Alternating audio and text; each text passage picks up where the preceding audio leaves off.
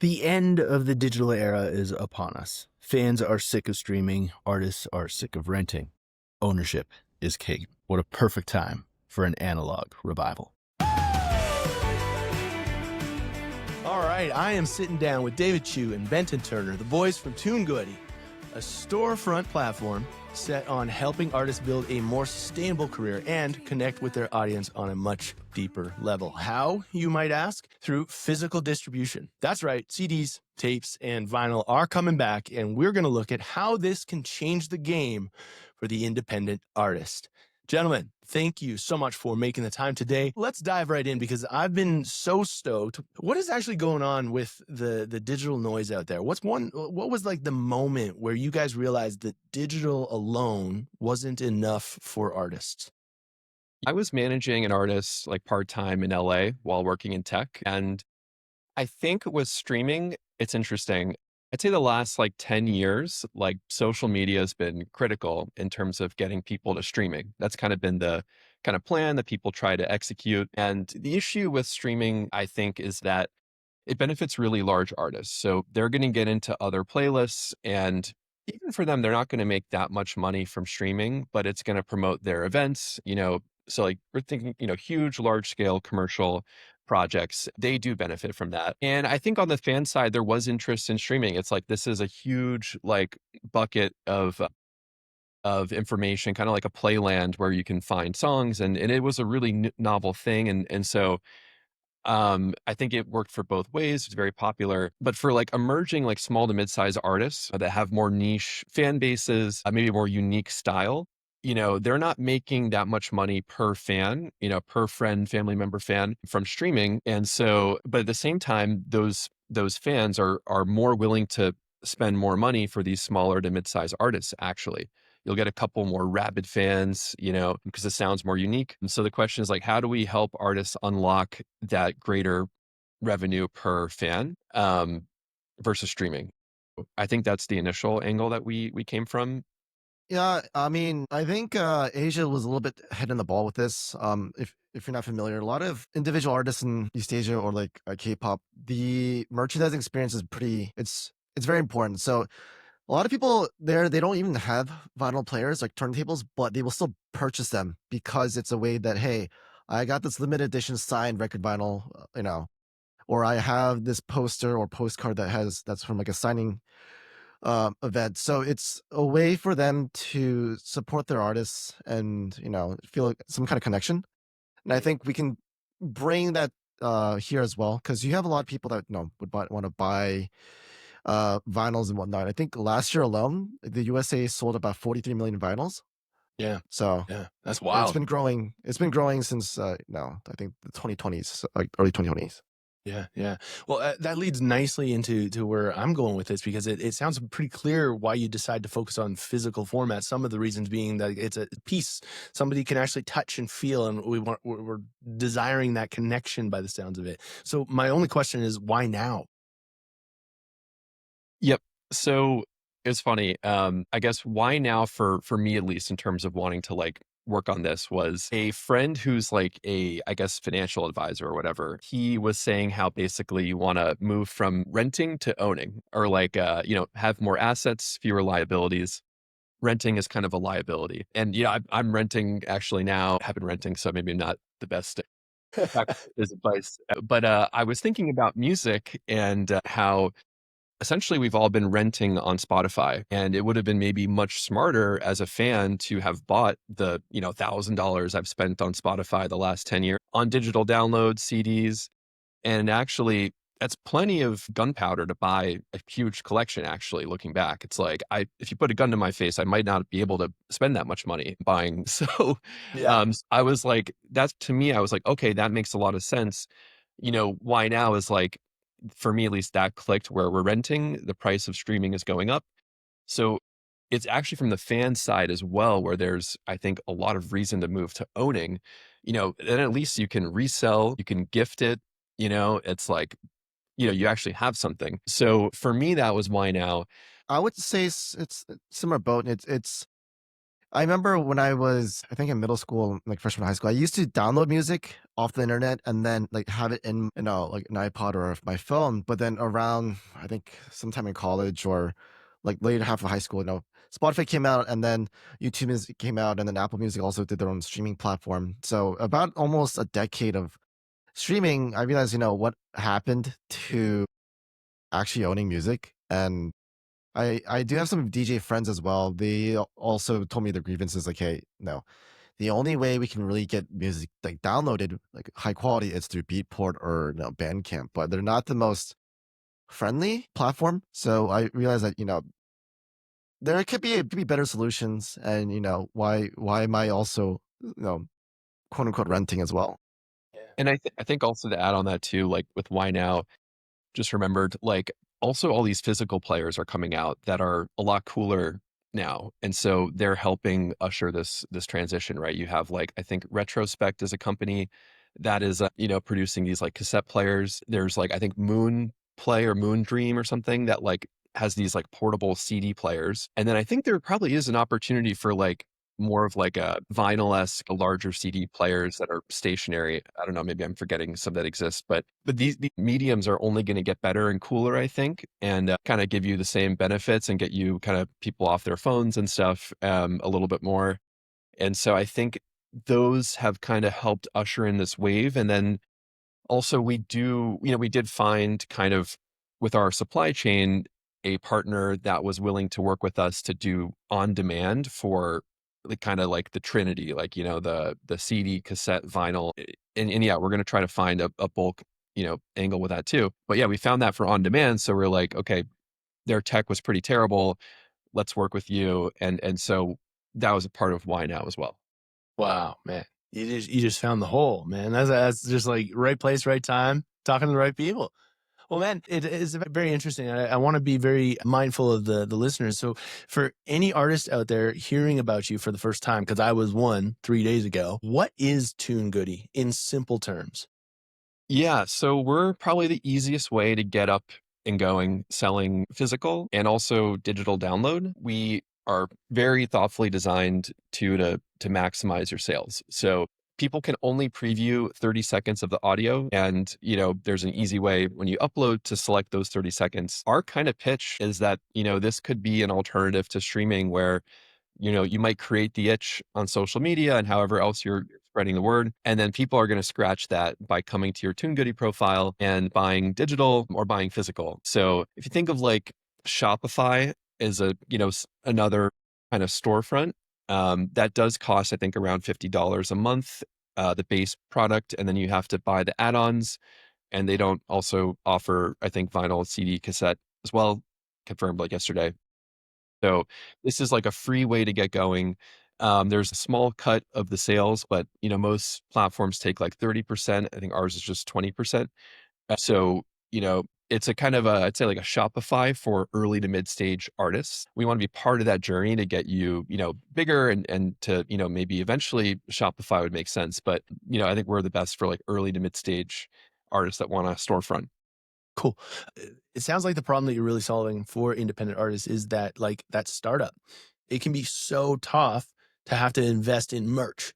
It is so tough to have to invest in, oh man, I got to put like album art together and then a CD and all this type of stuff. And I know that in my practice as well with artists, it's that back end side. So like, okay, we'll get you started and then we'll just take a cut and get you up and running. And then once you've got enough going, you got enough business going, then you can make the leap into something that may be more suited where you can own everything. But a lot of artists are really, really struggling with that. And I love how you said that entry level to mid level. This isn't going to be for your majors. This is very, very unique and very, very gangster, I think. I think it's a very nice way to decentralize everything for you guys. I think it's a brilliant business model of doing it that way because it's fair for everybody.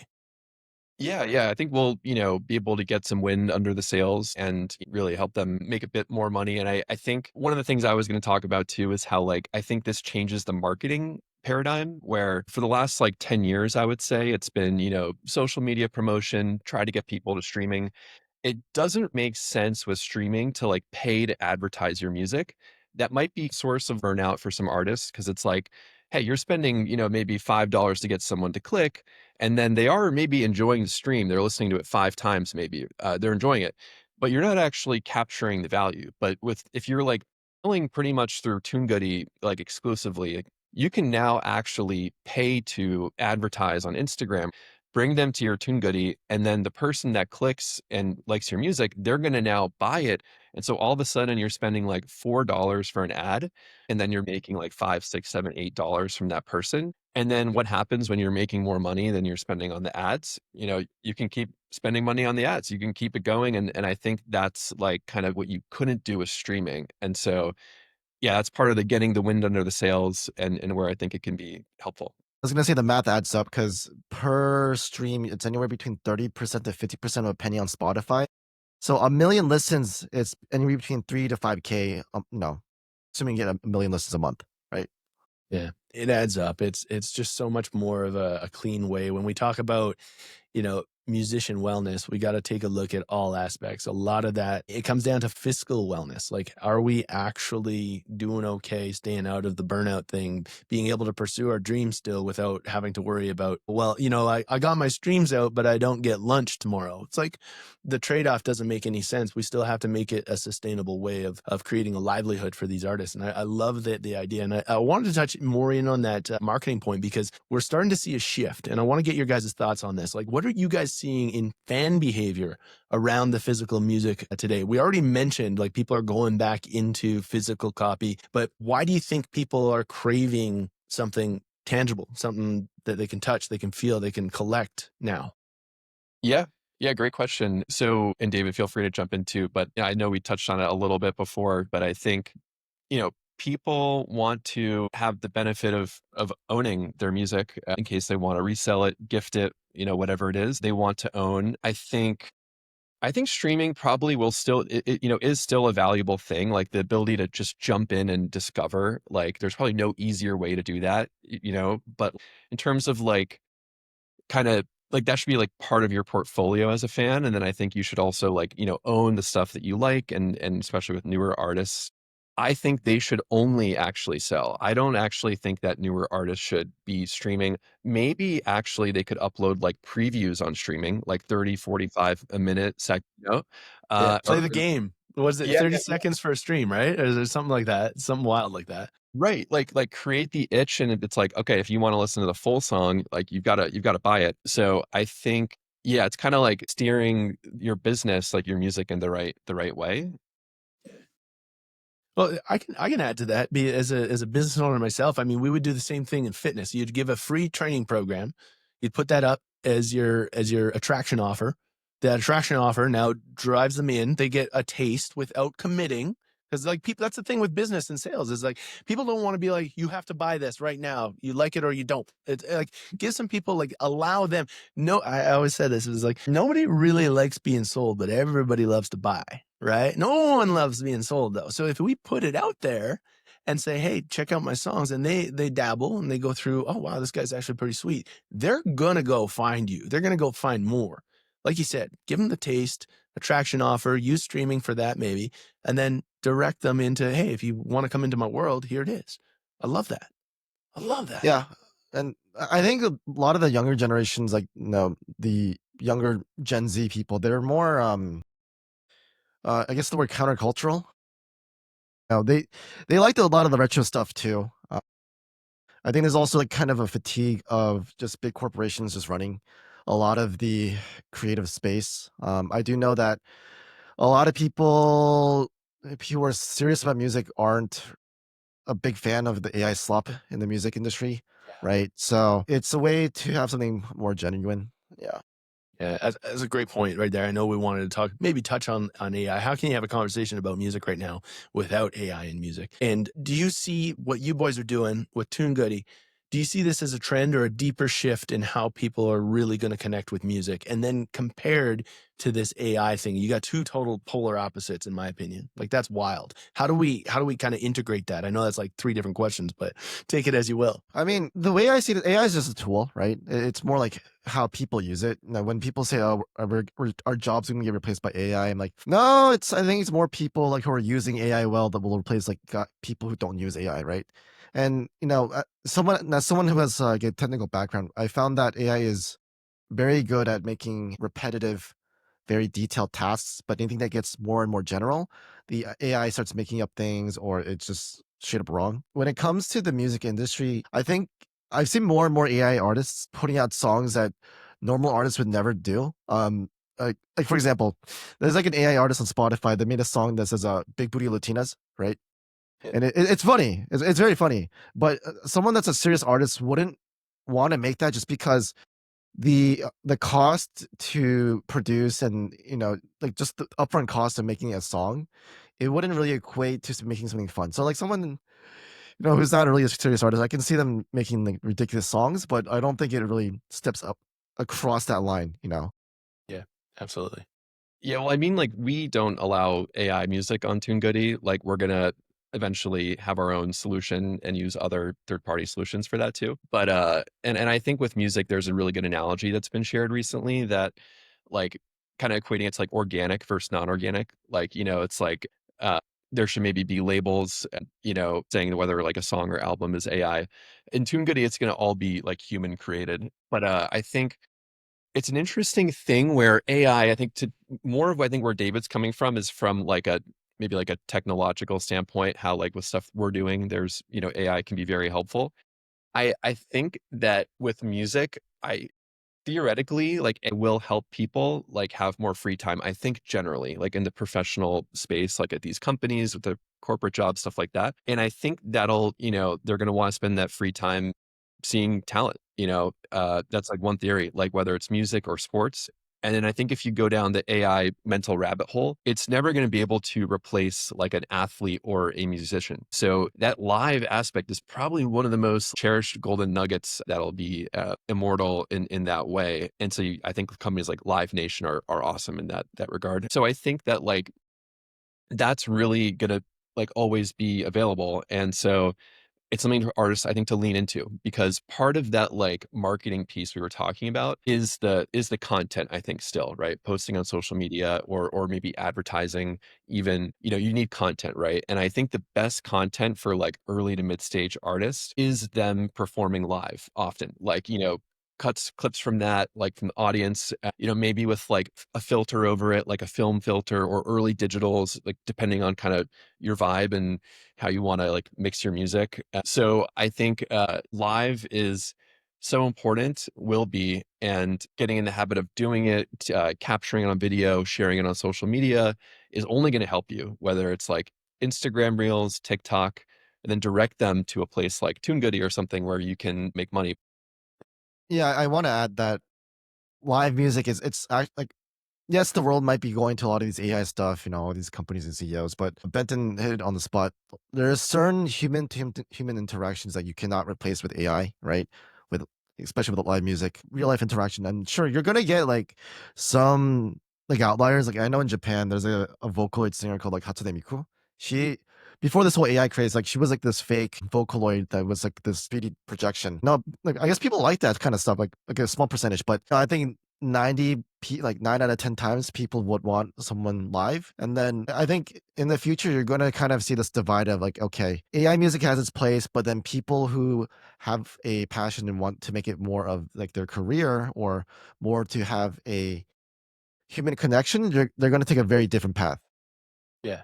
And Yeah, you're doing for business, you're doing exactly what you want to do. You want to polarize. You don't want the people that are kind of on the friggin' fence. They're like, oh, it could go either way. Well, we don't want that. The only thing you get from sitting on the fence is hemorrhoids, right? So it's like pick a side. If you're into human connection, I want to run down that line because you mentioned, Live Nation. I think we're going to see some trends here now too. We're going to see, as far as I remember, anyways, it was in the news there the other day. Is like Ticketmaster and Live Nation are like, you guys actually have a monopoly, so that's illegal. We can't do that anymore. So I think we're going to start to see more smaller vendors and smaller ticketing distributors start to pop up now, and we're going to start to see. I think you guys are ahead of the curve on that in the music business on this because I see those two as a direct relation. Because I want to take this into artist sustainability because how does selling physical products change an artist's income model if they're on the model of touring?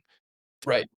Exactly, and ESP, because I was gonna mention it earlier, but, I think this is part of that equation of, like, if you're gonna do more live shows, like a Tunegoody can help you get the physical items to sell, and also we just added, like, a QR code that's gonna come in the email you get after, like, uploading a song, so you can print out the QR code, and then people can buy the digital download even, but it's all, it should be seen very optimistically. I think that live is like a preserved thing and people are going to have more free time. And then this can even add on that, and Yeah, I love that. David, any thoughts?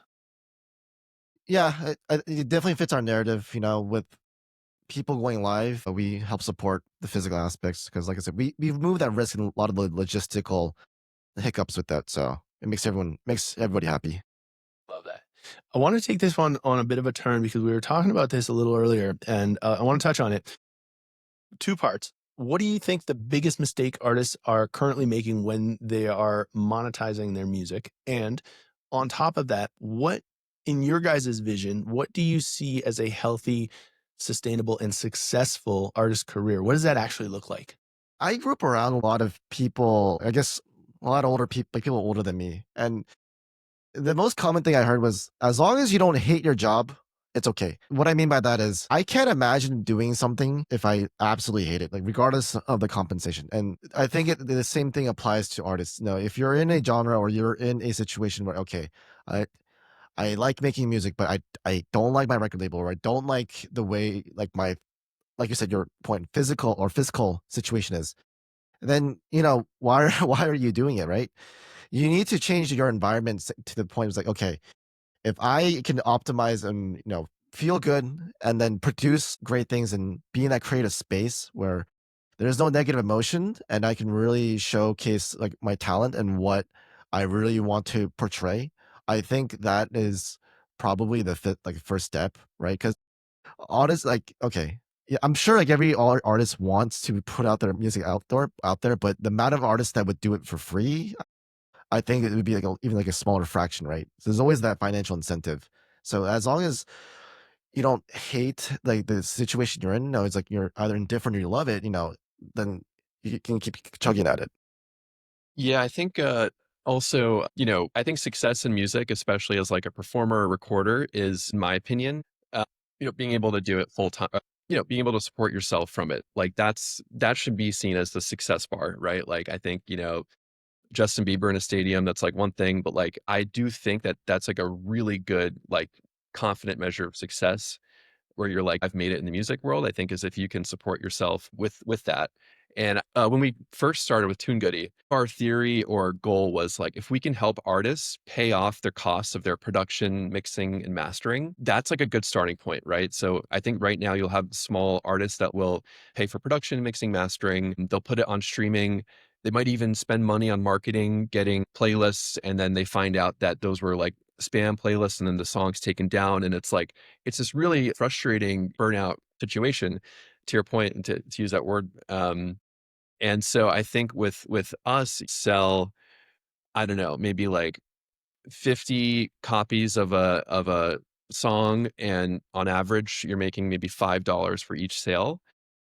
$250 can generally cover like mixing mastering costs for like a single, be even like part of production. So that's a win. And that's 50. And with Tunegoody, we let you do things like limited edition. So you could even say, hey, I'm actually only gonna sell 50 copies of this single like permanently. And that's kind of an interesting thing for fans and collectors where they're like, "Oh, I actually I kinda like the song, but they're only selling 50, like, ever. I'm gonna get that." And artists could start small like that, where you're selling these, like, limited drops, you're paying back your mixing, mastering, and then you're going bigger. And we also let you do pre-order too, so there's smart ways to, like, in that path of supporting yourself for music, use Tunegoody. Like, for example, you could do limited edition pre-order actually, and you could put an album up for pre-order, and with Tunegoody, you can actually edit it until the release date.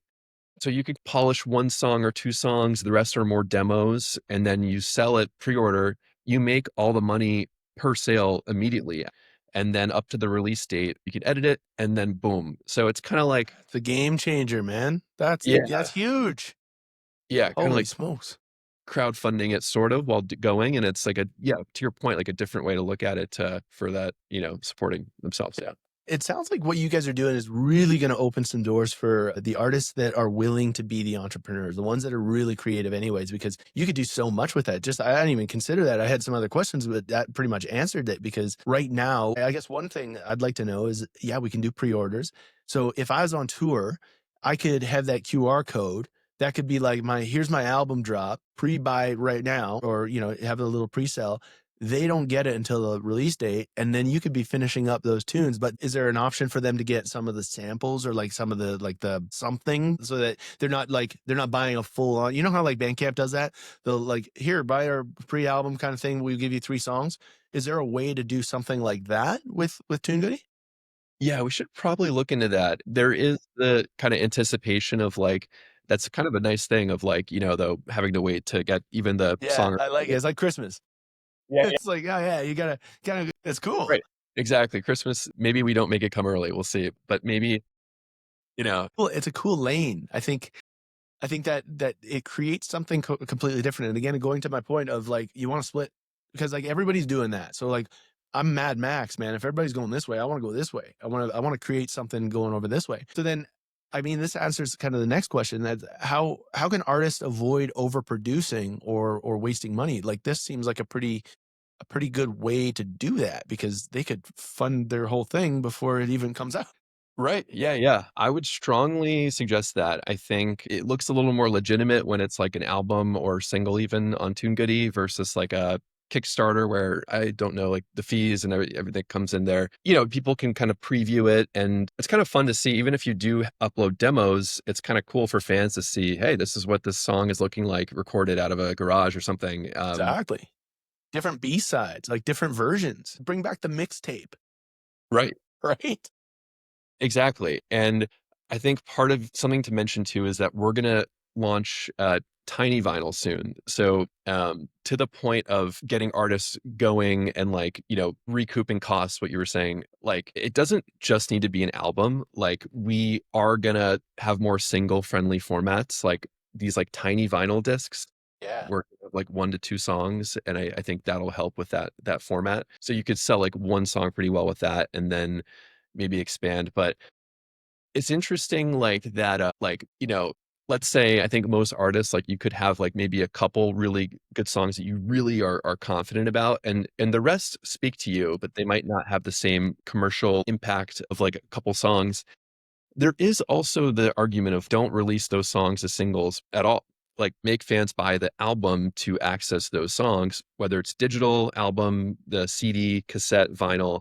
Seems like such a good way to bring in the raving fans, the super fans, as I call them. Like that, it's like it's for the people that really, really want to invest, which goes right in tune with what pardon the pun, what we're doing with Music Viz. We want people to build that connection back and get into real rooms, real intimate, start collaborating, start cross-pollinating across different genres with your buds in the room. Instead of competing against one another, compete with one another, create something magical. And like, I think what you guys are doing, it really lends itself to that, because they can start to create that, put something in the hand of the customer. It's so different. It's just to be able to, even if you never play the cassette, like you said, with the folks in Japan and in Asia especially, they don't even have vinyl, but they're collecting it. Because it's like a badge. It's like, here's my thing. I'm the guy, right? And people in America do that with cars. And CDs, like in terms of collecting, they're actually really popular in Asia, and I do wonder and think that they might grow in popularity in the US as more of these physical players come out. And I just mentioned that because they actually are quite efficient to produce. Tunegoody, like the cost you pay for CD in the jewel case, which is like the case you typically see, and like thinking back, is $2. So if you sell like an album on a CD, you're making pretty much everything above $2. That's not a bad situation. Just wanted to shout out the CD. I really hope we see some more growth there. I think we will. I really think we will, because even people are getting. It's so funny. I had a friend who was driving a car and said, "I don't have a CD player." I was like, "What?" And that was like a no deal For those of you who were not born, that may be listening to this, going like, "What the hell is a CD?" Have you guys got one by chance? You guys Yeah, got a CD? right here. Look at this. So this All is right. Okay, and who are we? Who's this artist here? This is I think that's the test CDs. But you could see that, yeah, there's the 4 sides of art. It, like, looks great, and it's, yeah, and to the newer people that might not be as familiar with CD, they're super easy to stack and store, like, because 'cause they're square and really thin, and so, if you think about it at home, you're at home listening to music, it's really easy because you have the stack of CDs, you have a CD player, and the fun part of it's you're, like, locked in. You put in the disc, and it's like, in for the ride of the entirety of the CD, which is cool. And it's the same fidelity of digital, but some people but then people that are sensitive to stuff really like vinyl and cassette. They like the imperfections of that medium, and that makes it feel more chill and relaxed and like less of like an information overload.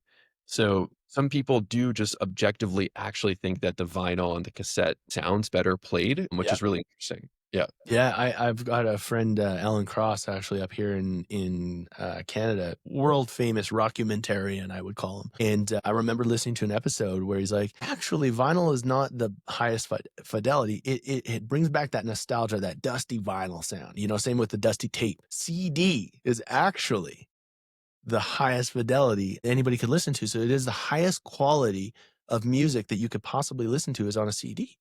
So that's mind blowing for people that have not heard that. They haven't heard the songs. And for the music, like I make a lot of like post rock ambient stuff that is neuroacoustic. So we're tapping into different brain entrainment states. When somebody sits down and has to do the physical, it's like getting people out of the go, go, go, doing 100 things at once. The physical act of Sunday night, you sit down and you pop the headphones on and you sit back and you actually do nothing but listen to sound. That I think is making a comeback because that's one heck of a way to passively just drop into something that's not a high strung stress that you were doing the Monday to Friday, 9 to 5, right? It's just a great way to bring yourself back to like, okay, this is actually important here. Like I think music is going to have a really, really big effect on that for people that are stress is just killing people.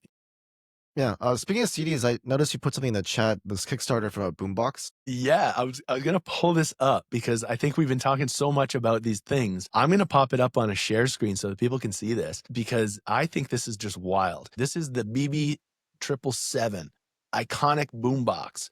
We've been talking so much about how the physical mediums are coming back, largely due to all of these players coming back. This retrofit stuff. Correct. Let's take a look and see if this guy comes through. This thing. This is like so exciting for me. I'm an 87 kid.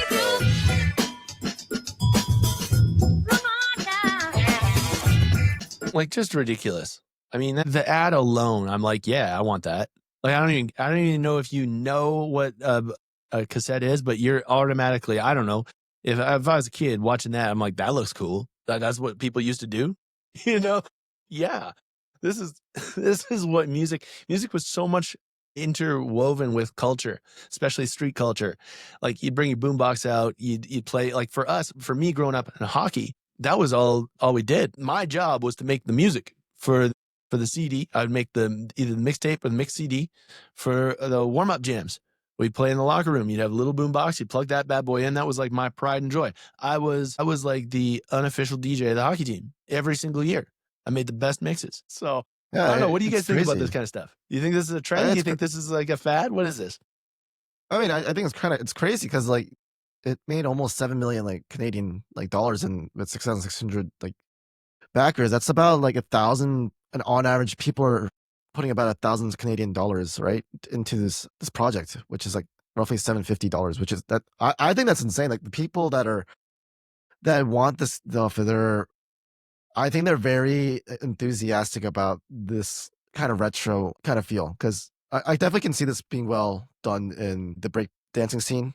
Yeah, dude. Like, look, like you can pledge whatever. And in the time that we started that ad, it has gone up another $300. It started at 6,600.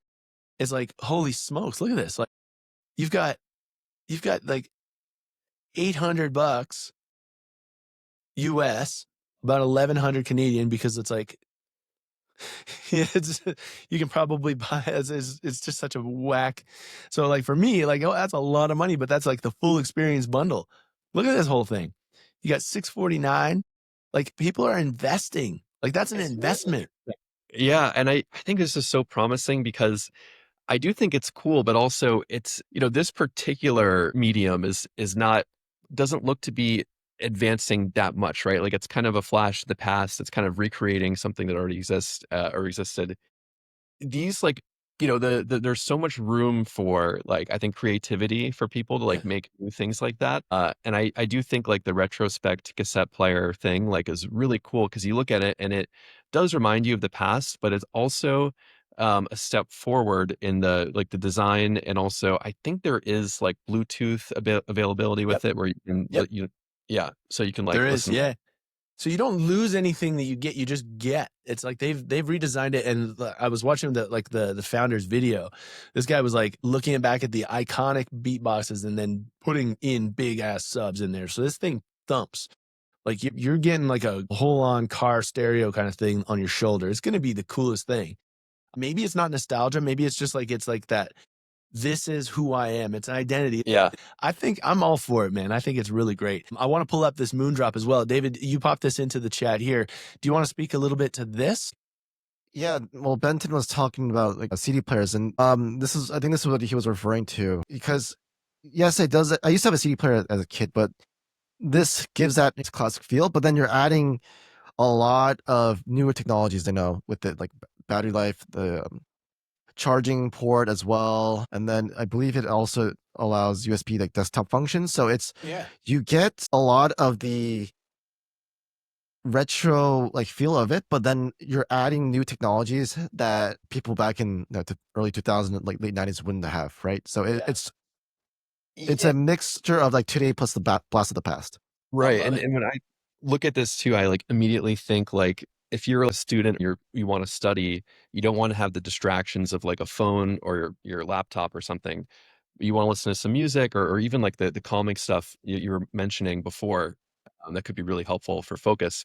Like this would be perfect because you just put it by your desk, by your pencil paper, and you got that the kind of meditative music that you do on it, or whatever they want to listen to, away from the distractions. So, and same thing for the workplace too. You've got a lot of people working from home, and they might want to like put their phone away. And you know, um, yeah, this one it's not maybe quite portable enough to like go on like a run with it because like I've actually tried Yeah. that, but Yeah. maybe It's tough.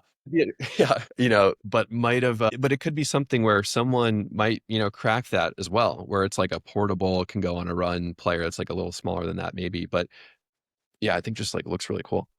Yeah, I mean, I'm all about it, and I think it's important to tie this into like the number one thing an artist is going to hear is like, I don't have a CD player. I'm like, well, start talking to some of these companies and seeing if you can start to work with them because they're looking to get their product out there. If you can help get their product out into the hands, maybe there's some joint ventures that some artists can and you guys can start looking at to be able to be like, here's your player, here's your medium, put the two together, and now you've resolved that obstacle That's from the really buyer's point of view, right? I think that's a really important thing to consider because the number one thing I hear is like, I don't have a tape deck. That's cool, but I don't have a tape deck. Oh, that's cool. I don't have a CD player. I don't have vinyl. Like that's the number one thing. So if you can eliminate that, there you go, right? totally. That's a great point. And I think on the CD topic too, I don't know if we mentioned, but they're very popular in Asia, in Japan. Like North America is, yeah, like we dominate with like vinyl right now. It's like kind of extreme, but actually Asia in Japan specifically, it's like gangbusters, the CD culture. So Wild. it could come back. Yeah, I really think, that's where, yeah. I love Yeah, it.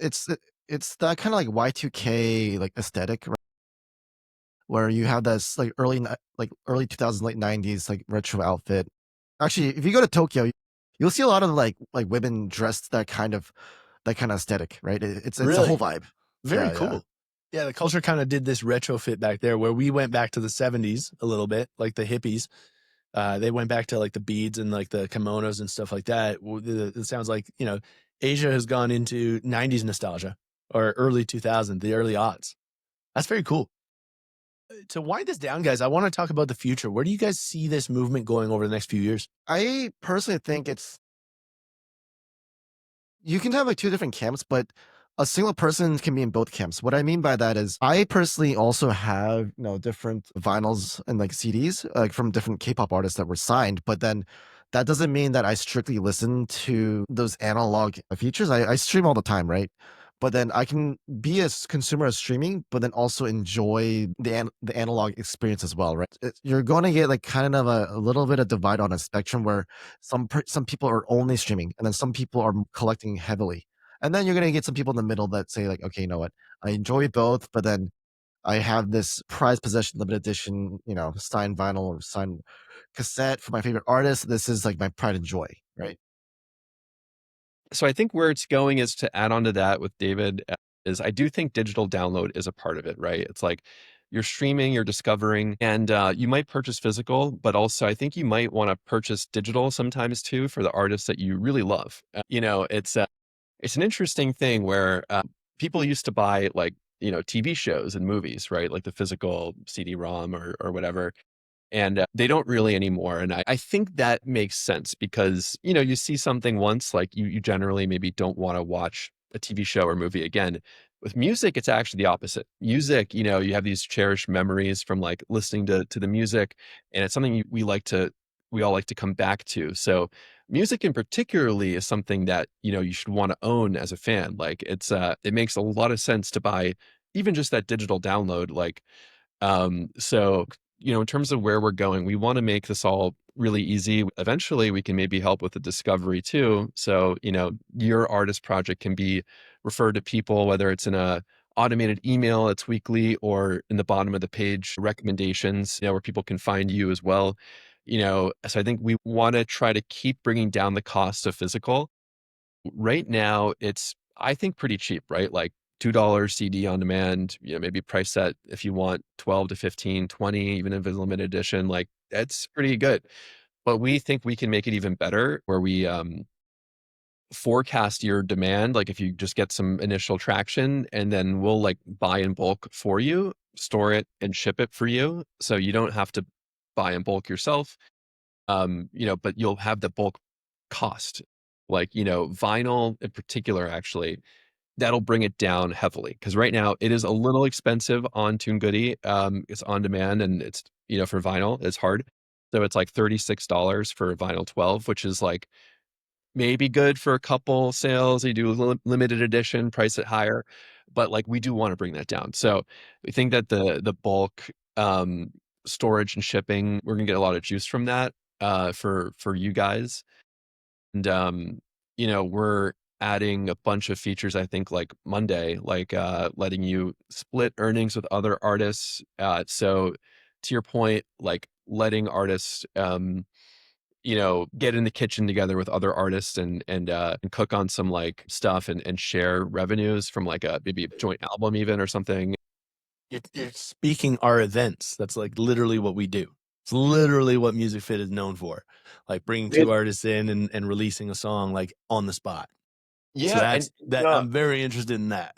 that's that's a very sharp blade too, because you could have, like I said before, maybe a couple songs if you're like an earlier stage artist that you really like, and your friend or two, your kind of homies that you've connected them to, they also have a couple songs. Like actually, it might make more sense to all do one album and then have the split. So, and don't even release them as singles, like force your fans to buy your friend's stuff too in the album. And that's the idea, is build the community back. So like borrowing your friends' friends.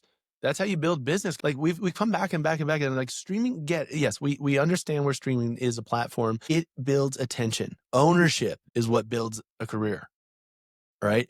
It's like we've got to think of a different way. I love that idea, man. Wow. That really is like the nail on the head, because like and to that point, we're going to try to smooth the tarmac even more really soon. We're going to like let you sell clothing and accessories like that we really handpicked. Yeah. I was gonna say, is there like in the future we got some physical merch coming down the line? I love that. It's coming next like week, I would say. You'll have the whole arsenal like of like any art you've uploaded before, like a single or album or any on your profile ever. It'll be you just boom, click, one of the like hacks or whatever, or what we see is if you've uploaded a CD or a vinyl, you can take often the design for the CD disc or the center vinyl label is really good for clothing as like, the artwork to put on the front of to just like, yeah, whip up on the front of a shirt or like a sweater. And so we're going to highlight those pieces of art. And so you can quickly get the merch like out like really quickly and easily. Yeah, that's the goal. This is so, so cool. If I'm an artist listening to this, what's the best way to reach out and what's on the horizon for you guys? Yeah, so you guys can also DM us anytime or Instagram Tunegoody. We'll also shoot over a link, Mike, so that like your people can sign up, and then I think we'll do it so that they get like a free vinyl of their upload sent to them. So yeah, they're good to ready to rock. Keep smooth landing with this, and yeah, I mean, David, yeah, I mean, we want to be as available as possible. We want to help, so it's like we'll also lift the rock and look in and look at the music too. And if we have ideas for how to help, maybe another session we could talk about that. But we want to, we're available. We're here to help. We're literally respond to DMs like all night. I think a huge part of our sermon is that people, should do like the live more and get in that headspace, because even if it's like 5 people at a show, it's that content you can get as money, and you can just like throw it on social, and that's going to be how you find new stuff. So live is super important, and I think everything that you stand for and do is hugely important for that.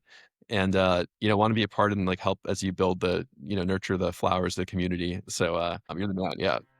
Dude, the underground is alive, my man. Thank you so much again for everybody that's listening, watching, and want to connect with Tunegoody. It's tunegoody.com. You can find them over there. You can go search them up. We'll make sure there's lots of information in the notes. You guys can go find them on Instagram. Again, get in their DMs, ask them questions. They're here to help. They want to help you build a career.